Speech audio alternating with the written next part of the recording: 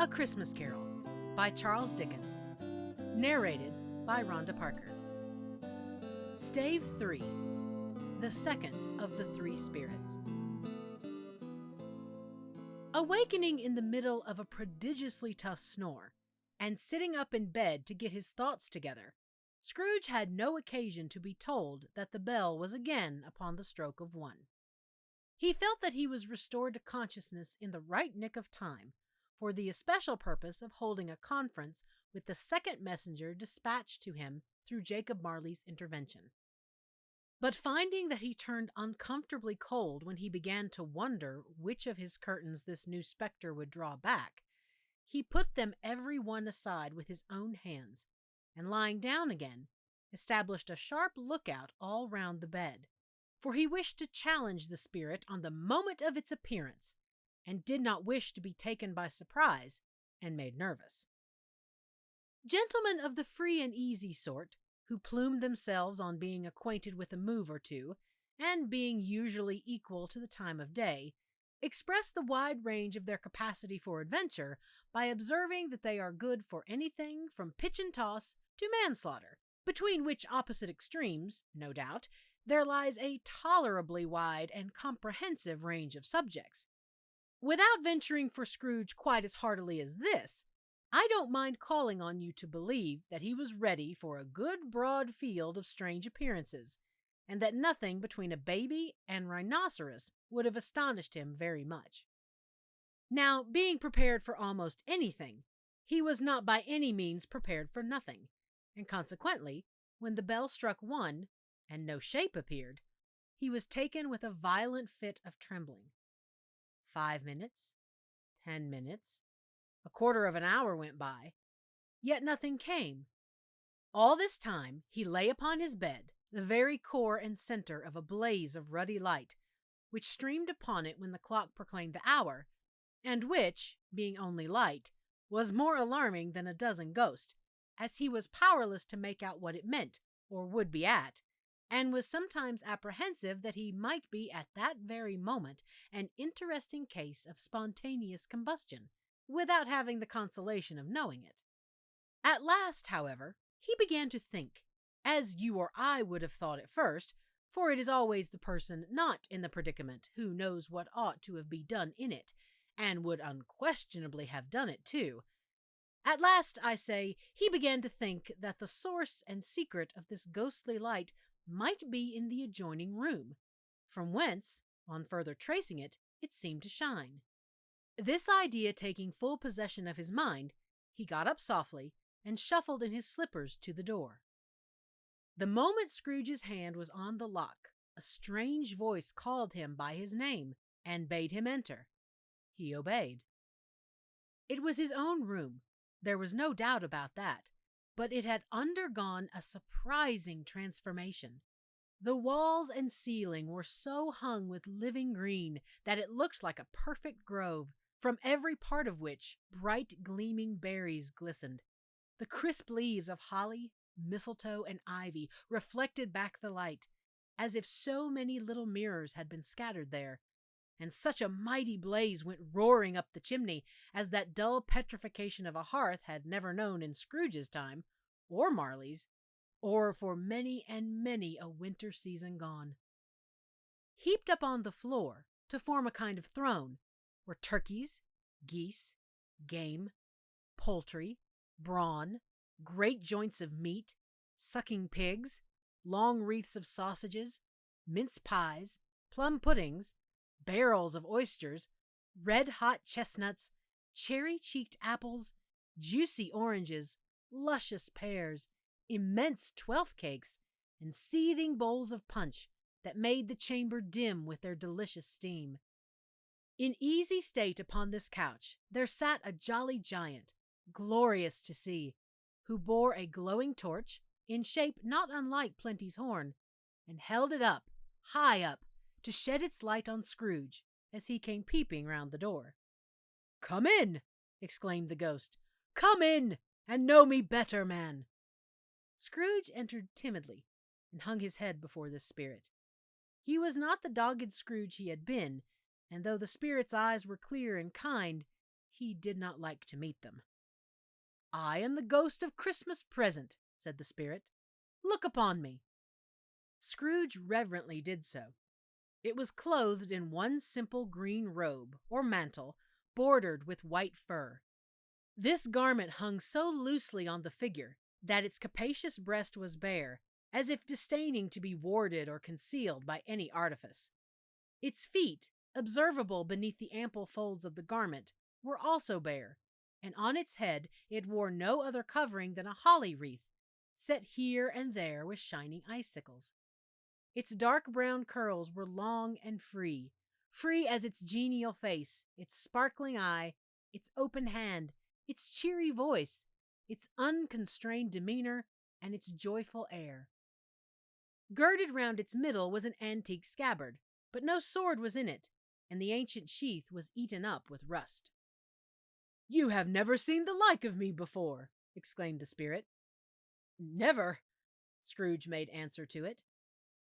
"Have never walked forth with the younger members of my family, meaning, for I am very young, my elder brothers born in these later years?" pursued the phantom. "I don't think I have," said Scrooge. "I'm afraid I have not. Have you many brothers, spirit?" "More than 1,800, said the ghost. "A tremendous family to provide for," muttered Scrooge. The ghost of Christmas present rose. "Spirit," said Scrooge submissively, "conduct me where you will. I went forth last night on compulsion, and I learnt a lesson which is working now. Tonight, if you have aught to teach me, let me profit by it. Touch my robe." Scrooge did as he was told, and held it fast. Holly, mistletoe, red berries, ivy, turkeys, geese, game, poultry, brawn, meat, pigs, sausages, oysters, pies, puddings, fruit, and punch, all vanished instantly. So did the room, the fire, the ruddy glow, the hour of night, and they stood in the city streets on Christmas morning, where, for the weather was severe, the people made a rough but brisk and not unpleasant kind of music, in scraping the snow from the pavement in front of their dwellings, and from the tops of their houses, whence it was mad delight to the boys to see it come plumping down into the road below, and splitting into artificial little snowstorms. The house fronts looked black enough, and the windows blacker, contrasting with the smooth white sheet of snow upon the roofs, and with the dirtier snow upon the ground, which last deposit had been plowed up in deep furrows by the heavy wheels of carts and wagons, furrows that crossed and recrossed each other hundreds of times where the great streets branched off, and made intricate channels, hard to trace in the thick yellow mud and icy water. The sky was gloomy, and the shortest streets were choked up with a dingy mist, half thawed, half frozen, whose heavier particles descended in a shower of sooty atoms, as if all the chimneys in Great Britain had, by one consent, caught fire and were blazing away to their dear hearts' content. There was nothing very cheerful in the climate or the town, and yet was there an air of cheerfulness abroad that the clearest summer air and brightest summer sun might have endeavored to diffuse in vain. For the people who were shoveling away on the housetops were jovial and full of glee, calling out to one another from the parapets, and now and then exchanging a facetious snowball, better-natured missile far than many a wordy jest, laughing heartily if it went right, and not less heartily if it went wrong. The poulterers' shops were still half open, and the fruiterers were radiant in their glory. There were great, round, pot-bellied baskets of chestnuts, shaped like the waistcoats of jolly old gentlemen, lolling at the doors and tumbling out into the street in their apoplectic opulence. There were ruddy, brown-faced, broad-girthed Spanish onions, shining in the fatness of their growth like Spanish friars, and winking from their shelves in wanton slyness at the girls as they went by, and glanced demurely at the hung-up mistletoe. There were pears and apples, clustered high in blooming pyramids. There were bunches of grapes, made, in the shopkeeper's benevolence, to dangle from conspicuous hooks, that people's mouths might water gratis as they passed. There were piles of filberts, mossy and brown, recalling in their fragrance ancient walks among the woods and pleasant shufflings ankle-deep through withered leaves. There were Norfolk biffins, squat and swarthy, setting off the yellow of the oranges and lemons, and, in the great compactness of their juicy persons, urgently entreating and beseeching to be carried home in paper bags and eaten after dinner. The very gold and silver fish, set forth among these choice fruits in a bowl, though members of a dull and stagnant-blooded race, appeared to know that there was something going on, and, to a fish, went gasping round and round their little world in slow and passionless excitement. The grocers, oh, the grocers, nearly closed, with perhaps 2 shutters down or 1, but through those gaps such glimpses! It was not alone that the scales descending on the counter made a merry sound, or that the twine and roller parted company so briskly, or that the canisters were rattled up and down like juggling tricks, or even that the blended scents of tea and coffee were so grateful to the nose, or even that the raisins were so plentiful and rare, the almonds so extremely white, the sticks of cinnamon so long and straight, the other spices so delicious, the candied fruits so caked and spotted with molten sugar as to make the coldest lookers-on feel faint and subsequently bilious. Nor was it that the figs were moist and pulpy, or that the French plums blushed in modest tartness from their highly decorated boxes, or that everything was good to eat and in its Christmas dress, but the customers were all so hurried and so eager in the hopeful promise of the day that they tumbled up against each other at the door, crashing their wicker baskets wildly, and left their purchases upon the counter, and came running back to fetch them, and committed hundreds of the like mistakes, in the best humor possible, while the grocer and his people were so frank and fresh that the polished hearts with which they fastened their aprons behind might have been their own, worn outside for general inspection, and for Christmas dolls to peck at if they chose. But soon the steeples called good people all to church and chapel, and away they came, flocking through the streets in their best clothes and with their gayest faces. And at the same time there emerged from scores of by-streets, lanes, and nameless turnings innumerable people, carrying their dinners to the bakers' shops. The sight of these poor revelers appeared to interest the spirit very much, for he stood with Scrooge beside him in a baker's doorway, and taking off the covers as their bearers passed, sprinkled incense on their dinners from his torch. And it was a very uncommon kind of torch, for once or twice when there were angry words between some dinner carriers who had jostled each other, he shed a few drops of water on them from it, and their good humor was restored directly, for they said it was a shame to quarrel upon Christmas Day, and so it was. God love it, so it was. In time the bells ceased, and the bakers were shut up, and yet there was a genial shadowing forth of all these dinners and the progress of their cooking, in the thawed blotch of wet above each baker's oven, where the pavement smoked as if its stones were cooking too. "Is there a peculiar flavor in what you sprinkle from your torch?"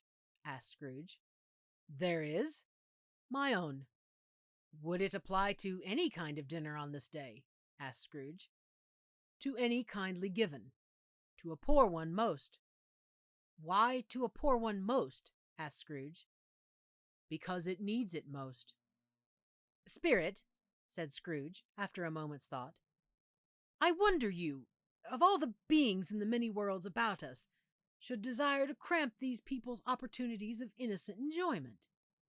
"I?" cried the spirit. "You would deprive them of their means of dining every 7th day, often the only day on which they can be said to dine at all," said Scrooge. "Wouldn't you?" "I?" cried the spirit. "You seek to close these places on the 7th day," said Scrooge, "and it comes to the same thing." "I seek!" exclaimed the spirit. "Forgive me if I am wrong. It has been done in your name, or at least in that of your family," said Scrooge. "There are some upon this earth of yours," returned the spirit, "who lay claim to know us, and who do their deeds of passion, pride, ill will, hatred, envy, bigotry, and selfishness in our name, who are as strange to us and all our kith and kin as if they had never lived. Remember that, and charge their doings on themselves, not us." Scrooge promised that he would, and they went on, invisible as they had been before, into the suburbs of the town. It was a remarkable quality of the ghost, which Scrooge had observed at the baker's, that notwithstanding his gigantic size, he could accommodate himself to any place with ease, and that he stood beneath a low roof quite as gracefully and like a supernatural creature as it was possible he could have done in any lofty hall. And perhaps it was the pleasure the good spirit had in showing off this power of his, or else it was his own kind, generous, hearty nature, and his sympathy with all poor men, that led him straight to Scrooge's clerk's, for there he went, and took Scrooge with him, holding to his robe, and on the threshold of the door the spirit smiled, and stopped to bless Bob Cratchit's dwelling with the sprinkling of his torch. Think of that! Bob had but 15 bob a week himself. He pocketed on Saturdays but 15 copies of his Christian name, and yet the ghost of Christmas present blessed his 4-roomed house. Then up rose Mrs. Cratchit, Cratchit's wife, dressed out but poorly in a twice-turned gown, but brave in ribbons, which are cheap and make a goodly show for 6pence. And she laid the cloth, assisted by Belinda Cratchit, second of her daughters, also brave in ribbons, while Master Peter Cratchit plunged a fork into the saucepan of potatoes, and getting the corners of his monstrous shirt collar, Bob's private property, conferred upon his son and heir in honor of the day, into his mouth, rejoiced to find himself so gallantly attired, and yearned to show his linen in the fashionable parks. And now 2 smaller Cratchits, boy and girl, came tearing in, screaming that outside the baker's they had smelt the goose, and known it for their own, and basking in luxurious thoughts of sage and onion, these young Cratchits danced about the table, and exalted Master Peter Cratchit to the skies, while he, not proud, although his collars nearly choked him, blew the fire, until the slow potatoes, bubbling up, knocked loudly at the saucepan lid to be let out and peeled. "What has ever got your precious father, then?" said Mrs. Cratchit, "and your brother, Tiny Tim? And Martha warn't as late last Christmas Day by half an hour." "Here's Martha, mother," said a girl, appearing as she spoke. "Here's Martha, mother," cried the 2 young Cratchits. "Hurrah! There's such a goose, Martha." "Why, bless your heart alive, my dear, how late you are," said Mrs. Cratchit, kissing her a dozen times, and taking off her shawl and bonnet for her with officious zeal. "We'd a deal of work to finish up last night," replied the girl, "and had to clear away this morning, mother." "Well, never mind so long as you are come," said Mrs. Cratchit. "Sit ye down before the fire, my dear, and have a warm, Lord bless ye." "No, no, there's father coming," cried the 2 young Cratchits, who were everywhere at once. "Hide, Martha, hide." So Martha hid herself, and in came little Bob, the father, with at least 3 feet of comforter exclusive of the fringe, hanging down before him, and his threadbare clothes darned up and brushed to look seasonable, and Tiny Tim upon his shoulder. Alas for Tiny Tim, he bore a little crutch, and had his limbs supported by an iron frame. "Why, where's our Martha?" cried Bob Cratchit, looking round. "Not coming," said Mrs. Cratchit. "Not coming?" said Bob, with a sudden declension in his high spirits, for he had been Tim's blood horse all the way from church, and had come home rampant. "Not coming upon Christmas Day?" Martha didn't like to see him disappointed, if it were only in joke, so she came out prematurely from behind the closet door, and ran into his arms, while the 2 young Cratchits hustled Tiny Tim, and bore him off to the wash-house, that he might hear the pudding singing in the copper. "And how did little Tim behave?" asked Mrs. Cratchit, when she had rallied Bob on his credulity, and Bob had hugged his daughter to his heart's content. "As good as gold," said Bob, "and better. Somehow he gets thoughtful, sitting by himself so much, and thinks the strangest things you ever heard. He told me, coming home, that he hoped the people saw him in the church, because he was a cripple, and it might be pleasant to them to remember upon Christmas Day who made lame beggars walk and blind men see." Bob's voice was tremulous when he told them this, and trembled more when he said that Tiny Tim was growing strong and hearty. His active little crutch was heard upon the floor, and back came Tiny Tim before another word was spoken, escorted by his brother and sister to his stool before the fire, And while Bob, turning up his cuffs, as if, poor fellow, they were capable of being made more shabby, compounded some hot mixture in a jug with gin and lemons, and stirred it round and put it on the hob to simmer, Master Peter and the two ubiquitous young Cratchits went to fetch the goose, with which they soon returned in high procession. Such a bustle ensued that you might have thought a goose the rarest of all birds, a feathered phenomenon, to which a black swan was a matter of course, and in truth it was something very like it in that house. Mrs. Cratchit made the gravy, ready beforehand in a little saucepan, hissing hot. Master Peter mashed the potatoes with incredible vigor. Miss Belinda sweetened up the applesauce. Martha dusted the hot plates. Bob took Tiny Tim beside him in a tiny corner at the table. The two young Cratchits set chairs for everybody, not forgetting themselves, and mounting guard upon their post, crammed spoons into their mouths, lest they should shriek for goose before their turn came to be helped. At last the dishes were set on, and grace was said. It was succeeded by a breathless pause, as Mrs. Cratchit, looking slowly all along the carving knife, prepared to plunge it in the breast.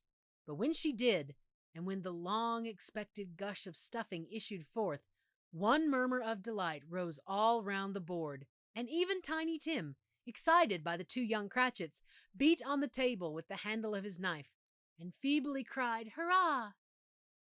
There never was such a goose. Bob said he didn't believe there ever was such a goose cooked. Its tenderness and flavor, size and cheapness were the themes of universal admiration. Eked out by applesauce and mashed potatoes, it was a sufficient dinner for the whole family. Indeed, as Mrs. Cratchit said with great delight, surveying one small atom of a bone upon the dish, they hadn't ate it all at last. Yet every one had had enough, and the youngest Cratchits in particular were steeped in sage and onion to the eyebrows. But now, the plates being changed by Miss Belinda, Mrs. Cratchit left the room alone, too nervous to bear witnesses, to take the pudding up and bring it in. Suppose it should not be done enough? Suppose it should break in turning out? Suppose somebody should have got over the wall of the backyard and stolen it while they were merry with the goose, a supposition at which the two young Cratchits became livid. All sorts of horrors were supposed. Hello! A great deal of steam. The pudding was out of the copper. A smell like a washing day. That was the cloth. A smell like an eating house and a pastry cook's next door to each other, with a laundress's next door to that. That was the pudding. In half a minute Mrs. Cratchit entered, flushed, but smiling proudly, with the pudding, like a speckled cannonball, so hard and firm, blazing in half a quartern of ignited brandy, and bedight with Christmas holly stuck into the top.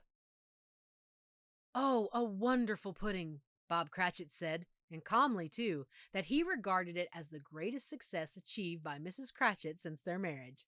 Mrs. Cratchit said that now the weight was off her mind, she would confess she had had her doubts about the quantity of flour. Everybody had something to say about it, but nobody said or thought it was at all a small pudding for a large family. It would have been flat heresy to do so. Any Cratchit would have blushed to hint at such a thing. At last the dinner was all done.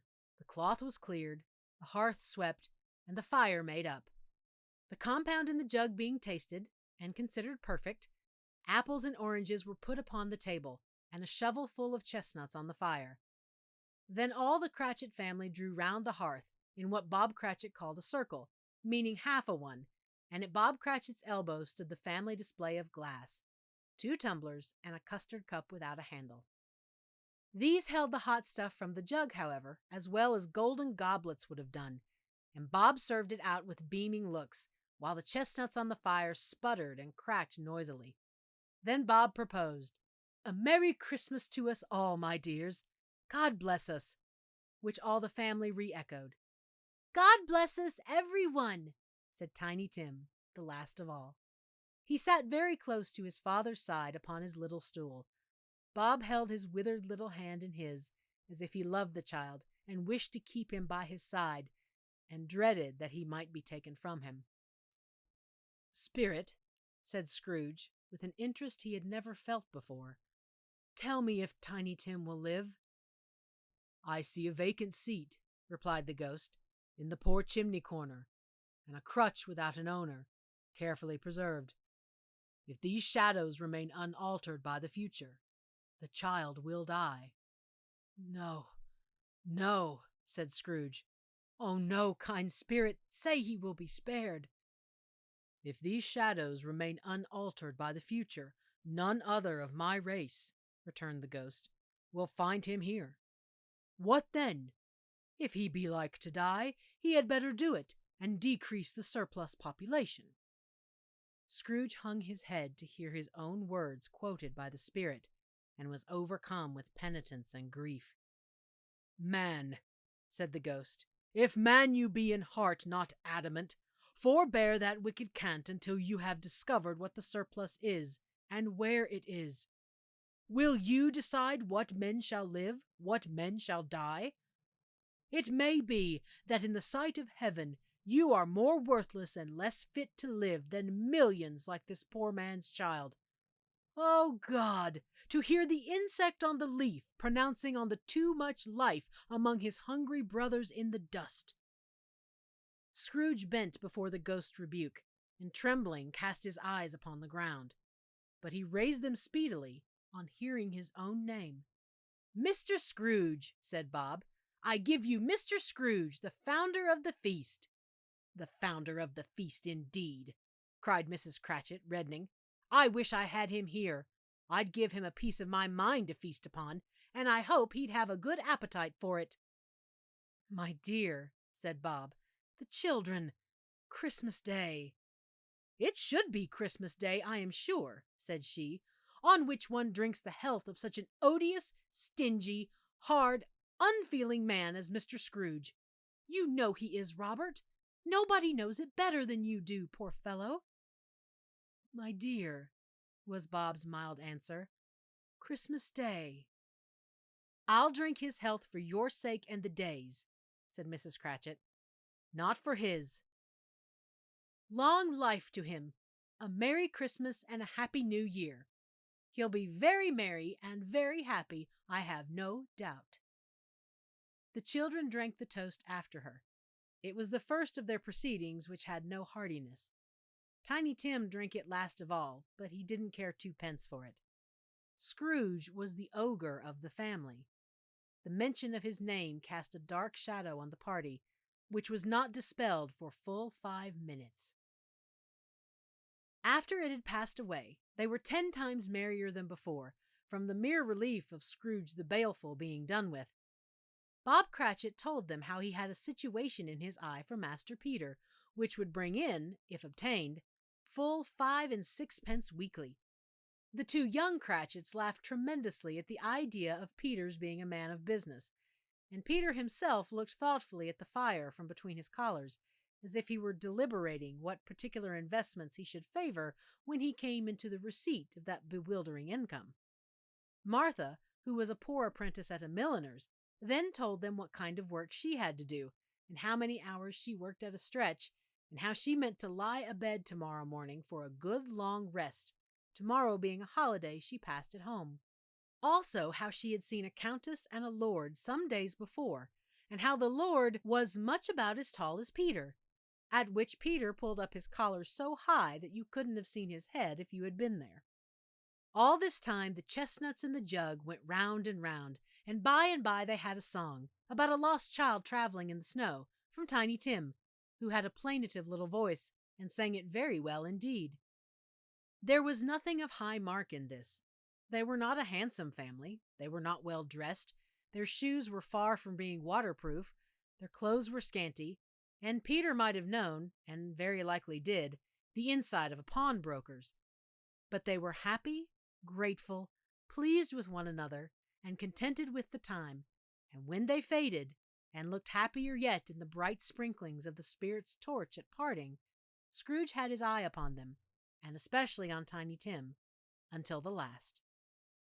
By this time it was getting dark, and snowing pretty heavily, and as Scrooge and the spirit went along the streets, the brightness of the roaring fires in the kitchens, parlors, and all sorts of rooms was wonderful.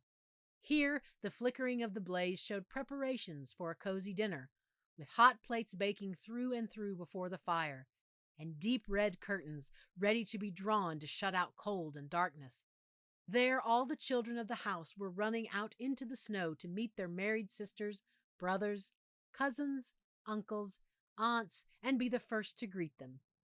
Here, again, were shadows on the window blind of guests assembling, and there a group of handsome girls, all hooded and fur-booted, and all chattering at once, tripped lightly off to some near neighbor's house, where, woe upon the single man who saw them enter, artful witches, well they knew it, in a glow.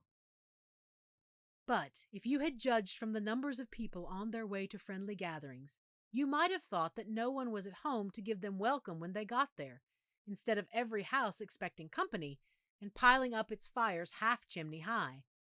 Blessings on it, how the ghost exulted, how it bared its breadth of breast, and opened its capacious palm, and floated on, outpouring, with a generous hand, its bright and harmless mirth on everything within its reach. The very lamplighter, who ran on before, dotting the dusky street with specks of light, and who was dressed to spend the evening somewhere, laughed out loudly as the spirit passed, though little kenned the lamplighter that he had any company but Christmas. And now, without a word of warning from the ghost, they stood upon a bleak and desert moor, where monstrous masses of rude stone were cast about, as though it were the burial place of giants, and water spread itself wheresoever it listed, or would have done so, but for the frost that held it prisoner, and nothing grew but moss and furze, and coarse rank grass. Down in the west the setting sun had left a streak of fiery red, which glared upon the desolation for an instant like a sullen eye, and frowning lower, lower, lower yet, was lost in the thick gloom of darkest night. "What place is this?" asked Scrooge. "A place where miners live, who labor in the bowels of the earth," returned the spirit. "But they know me. See!" A light shone from the window of a hut, and swiftly they advanced towards it. Passing through the wall of mud and stone, they found a cheerful company assembled round a glowing fire. An old man and woman, with their children and their children's children, and another generation beyond that, all decked out gaily in their holiday attire. The old man, in a voice that seldom rose above the howling of the wind upon the barren waste, was singing them a Christmas song. It had been a very old song when he was a boy, and from time to time they all joined in the chorus.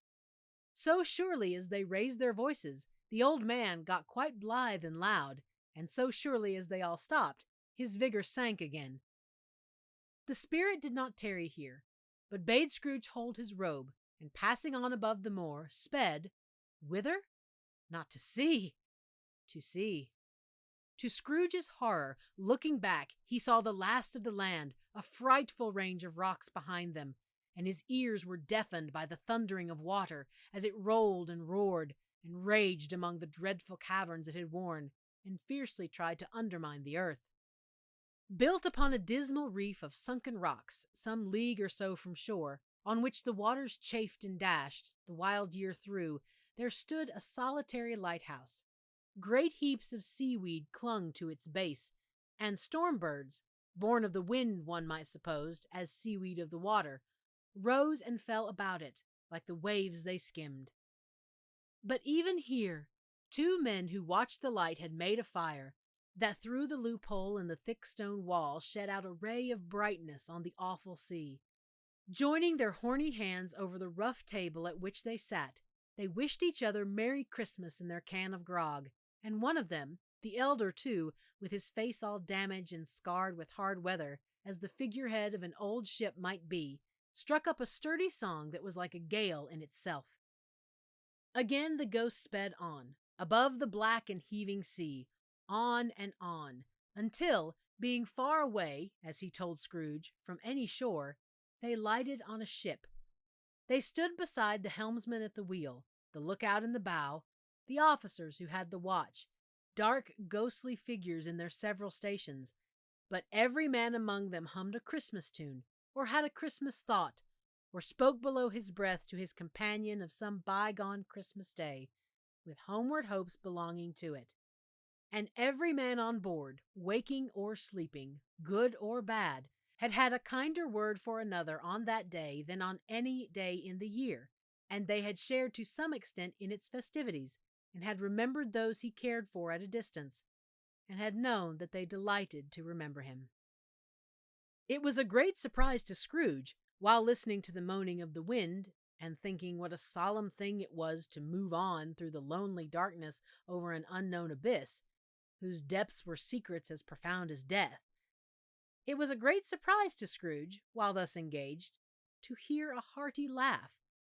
It was a much greater surprise to Scrooge to recognize it as his own nephew's, and to find himself in a bright, dry, gleaming room, with the Spirit standing smiling by his side, and looking at that same nephew with approving affability. "Ha ha!" laughed Scrooge's nephew. "Ha ha ha!" If you should happen, by any unlikely chance, to know a man more blessed in a laugh than Scrooge's nephew, all I can say is, I should like to know him too. Introduce him to me, and I'll cultivate his acquaintance. It is a fair, even-handed, noble adjustment of things, that while there is infection in disease and sorrow, there is nothing in the world so irresistibly contagious as laughter and good humor. When Scrooge's nephew laughed in this way, holding his sides, rolling his head, and twisting his face into the most extravagant contortions, Scrooge's niece, by marriage, laughed as heartily as he, and their assembled friends, being not a bit behindhand, roared out lustily. "Ha ha! Ha ha ha ha!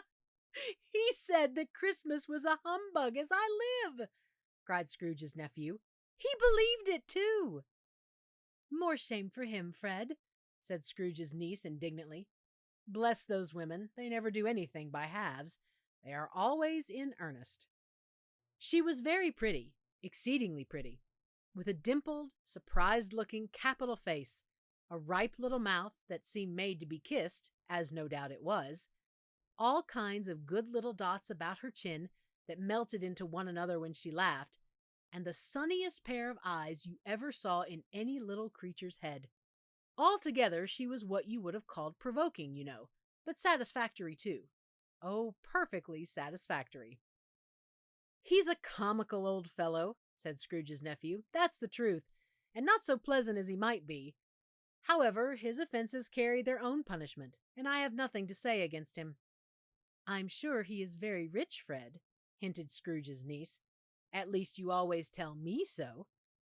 "What of that, my dear?" said Scrooge's nephew. "His wealth is of no use to him. He don't do any good with it.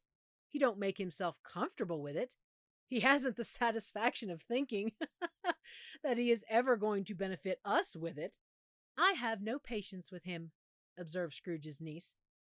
Scrooge's niece's sisters, and all the other ladies, expressed the same opinion. "Oh, I have," said Scrooge's nephew. "I am sorry for him. I couldn't be angry with him if I tried. Who suffers by his ill whims? Himself, always. Here he takes it into his head to dislike us, and he won't come and dine with us. What's the consequence? He don't lose much of a dinner." "Indeed, I think he loses a very good dinner," interrupted Scrooge's niece. Everybody else said the same, and they must be allowed to have been competent judges, because they had just had dinner, and, with the dessert upon the table, were clustered round the fire by lamplight. "Well, I'm very glad to hear it," said Scrooge's nephew, "because I haven't got great faith in these young housekeepers. What do you say, Topper?" Topper had clearly got his eye upon one of Scrooge's niece's sisters, for he answered that a bachelor was a wretched outcast who had no right to express an opinion on the subject. Whereat Scrooge's niece's sister, the plump one with the lace tucker, not the one with the roses, blushed. "Do go on, Fred," said Scrooge's niece, clapping her hands. "He never finishes what he begins to say. He is such a ridiculous fellow." Scrooge's nephew revelled in another laugh, and as it was impossible to keep the infection off, though the plump sister tried hard to do it with aromatic vinegar, his example was unanimously followed. "I was only going to say," said Scrooge's nephew, "that the consequence of his taking a dislike to us, and not making merry with us, is, as I think, that he loses some pleasant moments, which could do him no harm. I am sure he loses pleasanter companions than he can find in his own thoughts, either in his mouldy old office or his dusty chambers. I mean to give him the same chance every year, whether he likes it or not, for I pity him. He may rail at Christmas till he dies, but I can't help thinking better of it. I defy him, if he finds me going there, in good temper, year after year, and saying, "Uncle Scrooge, how are you?" If it only puts him in the vein to leave his poor clerk £50, that's something. And I think I shook him yesterday. It was their turn to laugh now at the notion of his shaking Scrooge, but being thoroughly good-natured, and not much caring what they laughed at, so that they laughed at any rate, he encouraged them in their merriment, and passed the bottle joyously. After tea they had some music, for they were a musical family and knew what they were about when they sung a glee or catch, I can assure you. Especially Topper, who could growl away in the bass like a good one, and never swell the large veins in his forehead, or get red in the face over it. Scrooge's niece played well upon the harp, and played among other tunes a simple little air, a mere nothing, you might learn to whistle it in 2 minutes, which had been familiar to the child who fetched Scrooge from the boarding school, as he had been reminded by the ghost of Christmas past. When this strain of music sounded, all the things that ghost had shown him came upon his mind. He softened more and more, and thought that if he could have listened to it often, years ago, he might have cultivated the kindnesses of life for his own happiness with his own hands, without resorting to the sexton's spade that buried Jacob Marley. But they didn't devote the whole evening to music. After a while they played at forfeits, for it is good to be children sometimes, and never better at Christmas, when its mighty founder was a child himself. Stop! There was first a game at blind man's buff. Of course there was. And I no more believe Topper was really blind than I believe he had eyes in his boots. My opinion is that it was a done thing between him and Scrooge's nephew, and that the ghost of Christmas Present knew it. The way he went after that plump sister in the lace tucker was an outrage on the credulity of human nature. Knocking down the fire irons, tumbling over the chairs, bumping against the piano, smothering himself among the curtains. Wherever she went, there went he. He always knew where the plump sister was. He wouldn't catch anybody else. If you had fallen up against him, as some of them did, on purpose, he would have made a feint of endeavoring to seize you, which would have been an affront to your understanding, and would instantly have sidled off in the direction of the plump sister. She often cried out that it wasn't fair, and it really was not. But when at last he caught her, when, in spite of all her silken rustlings and her rapid flutterings past him, he got her into a corner whence there was no escape, then his conduct was the most execrable. For his pretending not to know her, his pretending that it was necessary to touch her headdress, and further to assure himself of her identity by pressing a certain ring upon her finger, and a certain chain about her neck, was vile, monstrous. No doubt she told him her opinion of it, when, another blind man being in office, they were so very confidential together, behind the curtains. Scrooge's niece was not one of the blind man's buff party, but was made comfortable with an armchair and a footstool, in a snug corner, where the ghost and Scrooge were close behind her.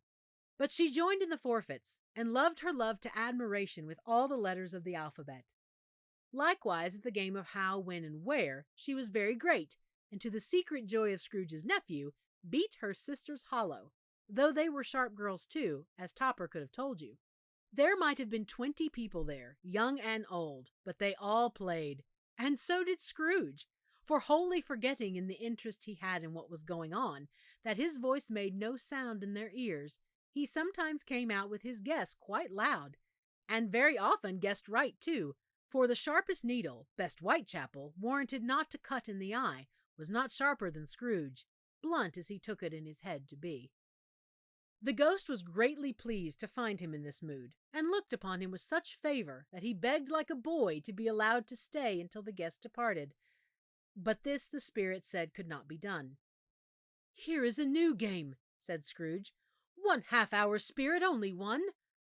It was a game called Yes and No, where Scrooge's nephew had to think of something, and the rest must find out what.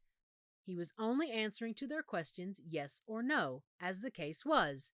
The brisk fire of questioning to which he was exposed, elicited from him that he was thinking of an animal, a live animal, rather a disagreeable animal, a savage animal, an animal that growled and grunted sometimes, and talked sometimes, and lived in London, and walked about the streets, and wasn't made a show of, and wasn't led by anybody, and didn't live in a menagerie, and was never killed in a market, and was not a horse, or an ass, or a cow, or a bull, or a tiger, or a dog, or a pig, or a cat, or a bear. At every fresh question that was put to him, this nephew burst into a fresh roar of laughter, and was so inexpressibly tickled that he was obliged to get up off the sofa and stamp. At last the plump sister, falling into a similar state, cried out, "I have found it out! I know what it is, Fred! I know what it is!" "What is it?" cried Fred. "It is your Uncle Scrooge!" Which it certainly was. Admiration was the universal sentiment, though some objected that the reply to "Is it a bear?" ought to have been "Yes," inasmuch as an answer in the negative was sufficient to have diverted their thoughts from Mr. Scrooge, supposing they ever had any tendency that way. "He has given us plenty of merriment, I am sure," said Fred, "and it would be ungrateful not to drink his health. Here's a glass of mulled wine ready to our hand at the moment, and I say, Uncle Scrooge." "Well, Uncle Scrooge," they cried, "a Merry Christmas and a Happy New Year to the old man, whatever he is," said Scrooge's nephew. "He wouldn't take it from me, but may he have it nevertheless.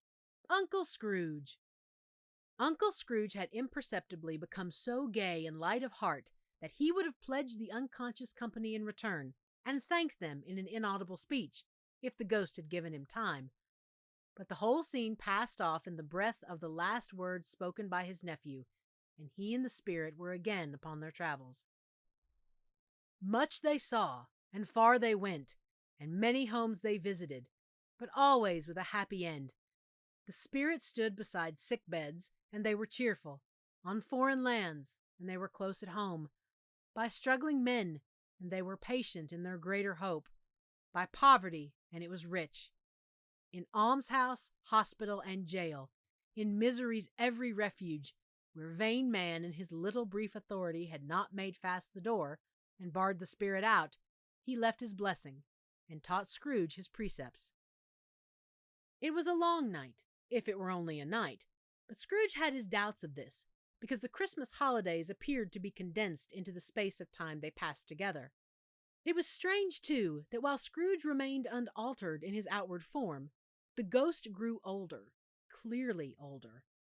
Scrooge had observed this change, but never spoke of it, until they left a children's Twelfth Night party, when, looking at the spirit as they stood together in an open place, he noticed that its hair was gray. "Are spirits' lives so short?" asked Scrooge. "My life upon this globe is very brief," replied the ghost. "It ends tonight." "Tonight?" cried Scrooge. "Tonight at midnight. Hark! The time is drawing near." The chimes were ringing the 11:75 at that moment. "Forgive me if I am not justified in what I ask," said Scrooge, looking intently at the spirit's robe, "but I see something strange, and not belonging to yourself, protruding from your skirts. Is it a foot or a claw?" "It might be a claw, for the flesh there is upon it," was the spirit's sorrowful reply. "Look here." From the foldings of its robe it brought 2 children, wretched, abject, frightful, hideous, miserable. They knelt down at its feet and clung upon the outside of its garment. "Oh, man, look here! Look, look, down here!" exclaimed the ghost. They were a boy and girl, yellow, meager, ragged, scowling, wolfish, but prostrate too in their humility. Where graceful youth should have filled their features out and touched them with its freshest tints, a stale and shriveled hand, like that of age, had pinched and twisted them and pulled them into shreds. Where angels might have sat enthroned, devils lurked and glared out menacing. No change, no degradation, no perversion of humanity in any grade, through all the mysteries of wonderful creation, has monsters half so horrible and dread. Scrooge started back, appalled. Having them shown to him in this way, he tried to say they were fine children, but the words choked themselves, rather than be parties to a lie of such enormous magnitude. "Spirit, are they yours?" Scrooge could say no more. "They are man's," said the spirit, looking down upon them, "and they cling to me, appealing from their fathers. This boy is ignorance, this girl is want. Beware them both, and all their degree, but most of all, beware this boy, for on his brow I see that written which is doom, unless the writing be erased. Deny it," cried the spirit, stretching out his hand towards the city. "Slander those who tell it ye. Admit it for your factious purposes, and make it worse, and bide the end." "Have they no refuge or resource?" cried Scrooge. "Are there no prisons?" said the spirit, turning on him for the last time with his own words. "Are there no workhouses?" The bell struck 12. Scrooge looked about him for the ghost, and saw it not. As the last stroke ceased to vibrate, he remembered the prediction of old Jacob Marley, and lifting up his eyes, beheld a solemn phantom, draped and hooded, coming like a mist along the ground towards him.